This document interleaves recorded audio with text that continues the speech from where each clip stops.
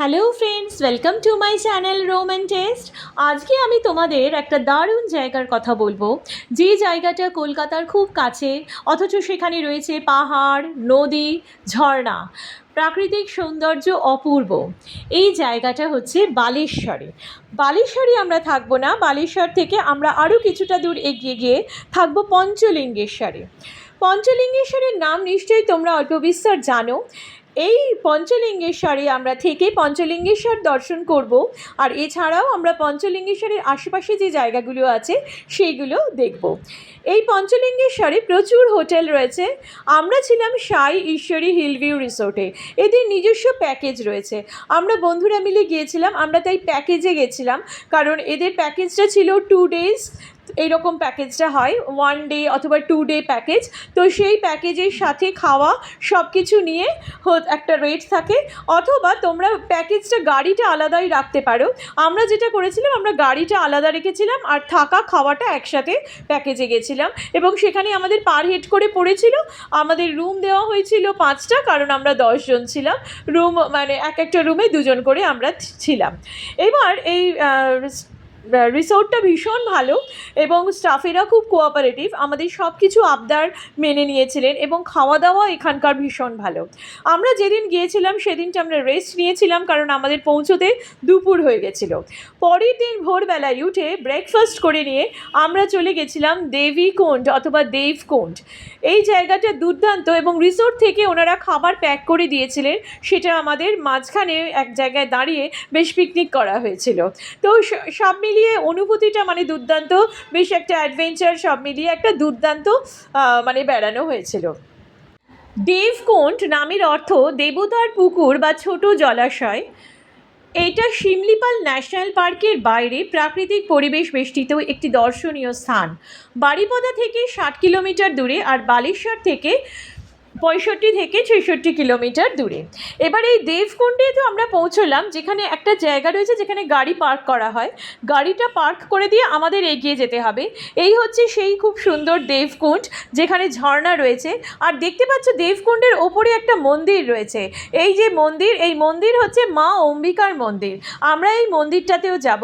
এই মন্দিরটায় যেতে গেলে ট্রেক করে উঠতে হবে প্রায় 400টা সিঁড়ি।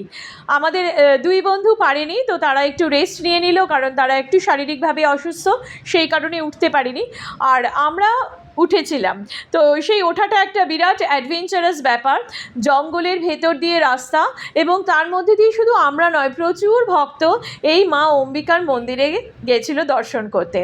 মা অম্বিকা মন্দিরটি প্রায় 1940 সালে ময়ূরভঞ্জ রাজবংশের রাজা প্রফুল্লচন্দ্র ভঞ্জদেও দ্বারা নির্মিত হয়েছিল, যখন তিনি দেবকুণ্ডে থাকাকালীন এই মা অম্বিকার ঘুমন্ত মূর্তি আবিষ্কার করেন।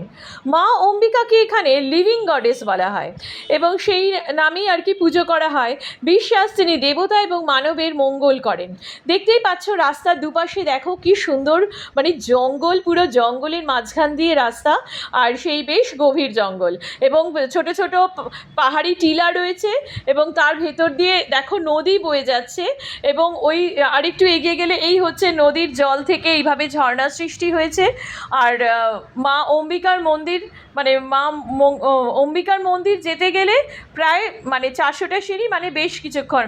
আমাদের প্রায় 1 ঘন্টার মতন সময় লেগেছিল সিঁড়ি উঠতে উঠতে, আস্তে আস্তে ধীরে ধীরে যেতে। তবে জঙ্গলের ভেতর দিয়ে সিঁড়ি, তাই খুব একটা অসুবিধা হয় না, আর সিঁড়ির মাঝখানে মাঝখানে বিশ্রাম নেওয়াই যায়। পৌরাণিক কাহিনী অনুযায়ী মা অম্বিকা হলেন সতীর এক নাম, এবং তোমরা জানো যে দক্ষ যজ্ঞের সময় সতী শিবের অপমান সহ্য করতে পারেনি তার পিতা দক্ষের মুখে। তার পিতা দক্ষ খুবই অপমান করেছিলেন। সতী দক্ষের যজ্ঞে সেখানে প্রাণত্যাগ করেছিলেন, এবং শিব তখন রুদ্রমূর্তি ধারণ করে সতীর দেহখানি কাঁধে নিয়ে চারিদিকে ঘুরে বেড়াচ্ছিলেন। চারিদিকে প্রলয়। তখন দেবতাদের অনুরোধে বিষ্ণু তার সুদর্শন চক্র দিয়ে সতীর দেহকে খণ্ডন করেছিলেন। এই খণ্ডন যেখানে যেখানে এই দেহের অংশ পড়েছে, সেখানে সেখানে আমাদের পীঠ তৈরি হয়েছে। 51টি পীঠ পাওয়া যায়, 51টি শক্তিপীঠ। তো এখানে বলা হলো যে এইখানে নাকি সতীর বাঁ পায়ের গোড়ালি পতিত হয়েছিল। এইখানে সতীর বাঁ পায়ের গোড়ালি পতিত হয়েছিল বলে মা অম্বিকা রূপে এখানে পূজিত হয়েছেন দেবী সতী অথবা দেবী পার্বতী। প্রথমে ভোরবেলায় ঘুম থেকে উঠে আমরা জলখাবার খেয়ে নিলাম এবং জলখাবার খেয়ে নিয়ে আমাদের চলা শুরু হলো। রাস্তাটা খুবই সুন্দর, দেখতেই পাচ্ছ, দেখো রাস্তার দুধারে জঙ্গল, শিমলিপাল জঙ্গলের মধ্যে আমরা ঢুকে গিয়েছি একটা পার্টের, এটা একটা পার্ট, তো এই পার্টের পারমিশন যা ড্রাইভারই নিয়ে নেয়। তবে হ্যাঁ, এখানে কিন্তু তোমাদের গাড়ি ভাড়া করেই আসতে হবে। এইটা মানে এখানে অন্য আর কোনো যানবাহন নেই, সেই জন্য হোটেল কিংবা রিসোর্ট যেখানেই থাকবে সেখান থেকে গাড়ি ভাড়া করে আসতে হবে। রাস্তাটা অনেকটা, তো সেই কারণে গাড়ি হচ্ছে বেস্ট অপশান, আর অন্য কোনো অপশান নেই। তো গাড়িতে করে আমরা চলতে শুরু করেছি। এই হচ্ছে শিমলিপাল জঙ্গলের একটা অংশ যেখান দিয়ে আমাদের গাড়ি চলছে। এরকম যেতে যেতে একটা জায়গা থাকবে যেখানে আমাদের গাড়ি পার্ক করে দেবে এবং সেখান থেকেই কিন্তু আমাদের ট্রেকিং শুরু হবে। ট্রেকিং বলতে খুব ছোট্টখাট্টো ট্রেকিং, এমন কিছু বিরাট কঠিন ট্রেকিং নয়। তবে হ্যাঁ, সিঁড়ি রয়েছে, সিঁড়ির পাশে রেলিং আছে, রেলিং ধরে ধরে আস্তে আস্তে চলাই যায়, খুব অসুবিধা হয় না।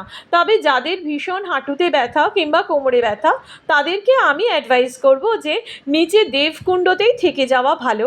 দেবকুণ্ডর পরিবেশও ভীষণ সুন্দর। দেবকুণ্ডতে রয়েছে 5টা কুণ্ড। এক হচ্ছে দেবকুণ্ড, তারপর ভূধার কুণ্ড, তৈলকুণ্ড, হরিদ্রকুণ্ড ও দেবীকুণ্ড।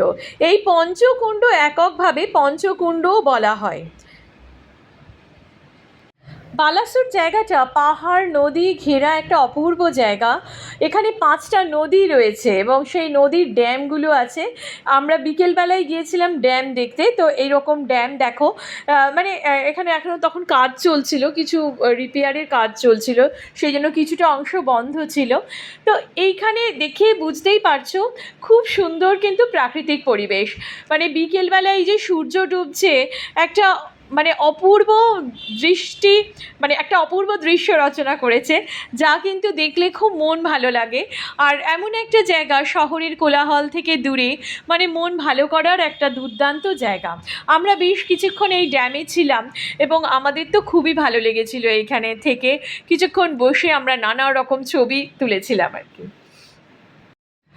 আচ্ছা, যদি সঙ্গে বাচ্চা থাকে, খাবার কিন্তু বাচ্চার খাবারটা সঙ্গে ক্যারি করা ভালো, কারণ এখানে খুব একটা রাস্তায় কিন্তু খাবারের দোকান নেই। যেটা অন্যান্য ট্যুরিস্ট স্পটে হয় যে রাস্তায় গাড়ি দাঁড় করিয়ে একটু খাবার খেয়ে নিলাম, সেইটা কিন্তু এখানে সম্ভব নয়। সেই জন্য সাথে যদি বাচ্চা থাকে তাহলে খাবারটা একটু ক্যারি করাই ভালো, তাহলে মানে বাচ্চার অন্তত কোনো রকম কোনো অসুবিধা হবে না। আচ্ছা, অনেক কথা হলো, এবার যাওয়া যাক আবার সেই দেবকুণ্ডে। তো এই হচ্ছে দেবকুণ্ডের ঝর্ণা, মানে অপূর্ব সুন্দর ঝর্ণা, যে ঝর্ণার সামনে বসে থাকতেই মানে বসে থাকলেই অনেকক্ষণ সময় কেটে যায়। আর এখানে খুব সুন্দর বসে থাকার জায়গা রয়েছে। এবার এখানে যারা যেতে পারবে না তারা এখানেই বসে রেস্ট নেবে, আর যারা যাবে তারা এই সিঁড়ি রয়েছে, দেখতেই পাচ্ছ, এই যে সিঁড়ি, এই পথ ধরে একটু ওপর একটু নিচে, ওপর নিচ করতে করতে একদম ঝর্ণার ওপরেই কিন্তু মা অম্বিকার মন্দির অবস্থিত, সেই মন্দিরে গিয়ে পৌঁছে যাওয়া যাবে। এইখানটাতে চটি রাখতে লাগে। আর এই হচ্ছে সিঁড়ি, আর এই হচ্ছে ঝর্ণা। দেখতে পাচ্ছ কিভাবে মানে ঝর্ণাটা কত সুন্দর। দেখো, এই মন্দিরের পেছন দিক থেকে আমি ছবিটা তুলেছি, এই রকমভাবে কিন্তু জল বয়ে যাচ্ছে। এই হচ্ছে মা অম্বিকার মন্দির। মন্দিরের মধ্যে ছবি তোলা নিষেধ, তাই আমি মন্দিরের ভেতরের ছবি দেখাতে পাচ্ছি না। আমরা যেদিন গিয়েছিলাম খুব একটা ভিড় ছিল না, একটু ফাঁকাই ছিল, ওই জন্য বেশ ফাঁকায় ফাঁকায় আমাদের দর্শনটা হয়েছিল। ভেতরে পুজো খুব, মানে পুজো এমন কিছু বিরাট করে, মানে বিরাট পুজোর কোনো বিরাট মানে কি বলবো, মানে বিরাট একটা প্রণালী নেই, খুব সহজে পুজো করা যায়। আর পুরোহিত যারা আছেন তারা খুবই ভালো, সামান্য দক্ষিণা দিয়ে কিন্তু খুব সুন্দর করে পুজো করা যায়। আর এখানে কিন্তু খুব কিছু প্রচুর ডালা বিক্রি হওয়া কিংবা ওরকম কিছু ব্যাপার নেই। তার পরের দিন আমরা গিয়েছিলাম পঞ্চলিঙ্গেশ্বর। পঞ্চলিঙ্গেশ্বর খুব ভোরবেলায় যেতে হয়, না হলে কিন্তু ভীষণ সমস্যা হয়। এবার পঞ্চলিঙ্গেশ্বরে গিয়ে আমরা কিছু কিছু সমস্যার সম্মুখীন হয়েছিলাম, সেগুলো আমি অবশ্যই বলছি। প্রথমে হচ্ছে এই হচ্ছে পঞ্চলিঙ্গেশ্বরের রাস্তা। পঞ্চলিঙ্গেশ্বর পৌঁছতে 260খানা স্টেপস আছে। 260খানা স্টেপস ক্রস করে কিন্তু পঞ্চলিঙ্গেশ্বর মূল মন্দির। পঞ্চলিঙ্গেশ্বর একদম ভোরবেলা মানে খুব ভোরে উঠে এগোনো ভালো। এই যে দেখতে পাচ্ছ কিন্তু খুব উঁচু সিঁড়ি নয়, ছোট ছোট সিঁড়ি, আবার একটু জায়গা এরকমভাবে যাওয়া, তো ওই জন্য খুব একটা অসুবিধা হয় না। এই সিঁড়ি দিয়ে উঠতে একদমই অসুবিধা হয় না, বরং এর থেকে আরেকটু স্টিপ হচ্ছে দেবীকুণ্ডের সিঁড়ি, এবং সেটা 400টা সিঁড়ি। তো আগের দিন আমরা ওটা ঘুরে এসেছিলাম এবং পরের দিনকে আমরা পঞ্চলিঙ্গেশ্বরে উঠলাম, তাই সেই কারণে পঞ্চলিঙ্গেশ্বরটা আমাদের কাছে খুব সহজ লেগেছিল, যে আরে এই তো অল্পই সিঁড়ি রয়েছে। এখানেও কিন্তু দেখছো সিঁড়ির ধারে এইভাবে বসার জায়গা রয়েছে, তোমরা যেরকম যাবে বসতে বসতে রেস্ট নিতে নিতে যেতেই পারো, কোনো রকম কোনো অসুবিধা নেই। পঞ্চলিঙ্গেশ্বর অবস্থিত নীলগিরি গিরিপথের পাশে একটি ছোট্ট পাহাড়ে। পৌরাণিক কাহিনী অনুযায়ী পঞ্চলিঙ্গ সীতার দ্বারা স্থাপন করা হয়েছিল। স্থানীয় জনশ্রুতি অনুসারে সত্যযুগে রাজা বানাসুর ছিলেন এখানকার শাসক। তিনি ছিলেন ভগবান শিবের একজন পরম ভক্ত।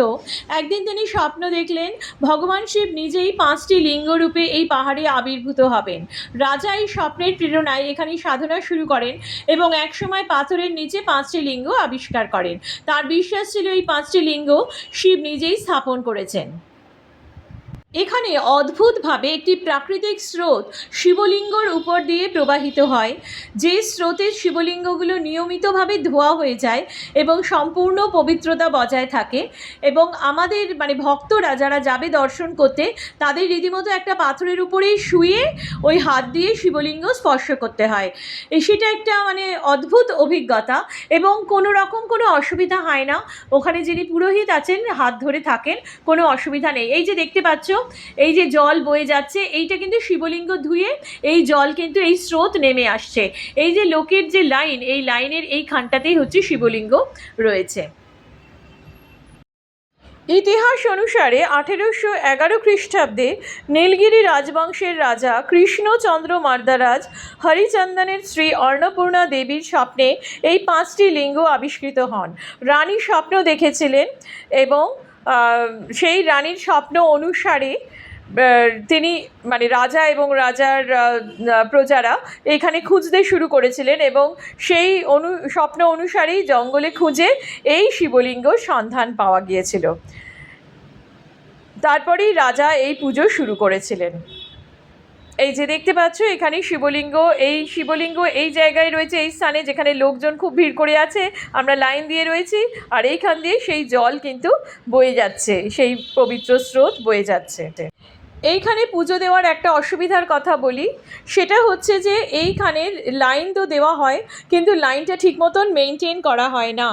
অর্থাৎ তোমরা যদি লাইন দাও, দেখবে কিছুক্ষণ পরে তোমাদের ভেতরে কিংবা তোমাদের দুজন আগে একটা বড় বড় গ্রুপ ঢুকিয়ে দেওয়া হয়, যার ফলে তুমি যে লাইন দিয়েছো, তোমার যদি নাম্বার ধরো 10 নম্বর থাকে, কিছুক্ষণ পর দেখবে তুমি 100 নম্বরে চলে গেছো, কারণ মাঝখানে থেকে মানে এরা একদমই লাইন মেনটেন করে না। এদের নিয়মই হচ্ছে মানে সিঁড়ি দিয়ে উঠে আসবো, এসে জুতোটা খুলবো, খুলেই একটা ঢুকে পড়বো। তো এইটা কিন্তু খুব মানে সাবধানে, কারণ আমাদের যেমন ট্রেন ধরার ব্যাপার ছিল সেদিনকে, তো আমরা রীতিমতো রিকোয়েস্ট করেছি যে আমাদের আজকে ট্রেন আছে, আমাদের এইভাবে যদি লাইনের ভেতরে একসাথে 20 জন করে ঢুকতে থাকে, তাহলে আমরা কোথায়? দেখতে পাচ্ছ লাইনটা কীরকমভাবে যাচ্ছে, এইরকম লাইনের মাঝখানে কিন্তু গ্রুপে গ্রুপে লোক ঢুকে পড়ে। এই কারণে তোমরা এইটা খেয়াল রাখবে, তার জন্যই আমার বলা। এবং যদি ট্রেনের টিকিট কাটো, এরকম কখনোই করো না যে পঞ্চলিঙ্গেশ্বর দর্শন করে তারপরে ট্রেনের টিকিট, তাহলে ট্রেনের টিকিট কিন্তু বিকেলের দিকে কোনো ট্রেনের টিকিট কাটবে। আমরা দুপুরের দিকে ট্রেনের টিকিট কেটেছিলাম এবং আমরা খুবই টেনশানে ছিলাম, যদিও ভোর 7টায় আমরা মন্দিরে পৌঁছে গিয়েছিলাম, কিন্তু ওই পুজো দিয়ে এতটা ভিড়ে পুজো দিয়ে ফিরতে ফিরতে আমাদের 12টা বেজেছিল। তারপরে আমরা যা হোক করে মানে লাঞ্চটা করে নিয়েই আমরা স্টেশনে দৌড়েছিলাম, কারণ আমাদের ট্রেন ছিল দুপুর 2টোয়, আর পঞ্চলিঙ্গেশ্বর থেকে স্টেশন পর্যন্ত যেতে প্রায় 1.5 থেকে 2 ঘন্টা কিন্তু সময় লাগে। তো সেই কারণে আমার মানে তোমাদের এটা বলার উদ্দেশ্য এই কারণেই যে এখানে কিন্তু লাইনটা দেওয়া হয়, লাইন মেনটেন করা হয় না। হাতে সময় নিয়ে অবশ্যই পঞ্চলিঙ্গেশ্বরে পুজো দিতে যাবে। এবং এটা অনেক মানে বেশিরভাগ জায়গাতেই এটা হয় যে লাইন মেনটেন করা হয় না, তাও কিছু কিছু জায়গায় আমি দেখেছি অনেকটা মেনটেন হয়, কিন্তু এখানে দেখছি খুবই বিশৃঙ্খলাটা হয়। এবং আরেকটাও যেটা অসুবিধা হয় যে আমাদের ভাষার একটা অসুবিধা, কারণ আমরা উড়িয়া ভাষা জানি না, আর বাংলা ভাষায় আমরা যখন যদি কিছু বলি চলে না, হিন্দি ভাষায় ওই বলে একটা ভাষাগত অসুবিধা তো থাকেই। তো সেইটা হচ্ছে একটু দেখে বুঝে তোমরা কিন্তু নেবে। কিন্তু সব মিলিয়ে অপূর্ব জায়গা, ভীষণ ভালো লাগবে দেখতে এবং দুর্দান্তভাবে উইকেন্ড কিন্তু কাটবে। কেমন লাগলো ভিডিওটা কমেন্ট করেই জানিও, সাবস্ক্রাইব করো, টাটা।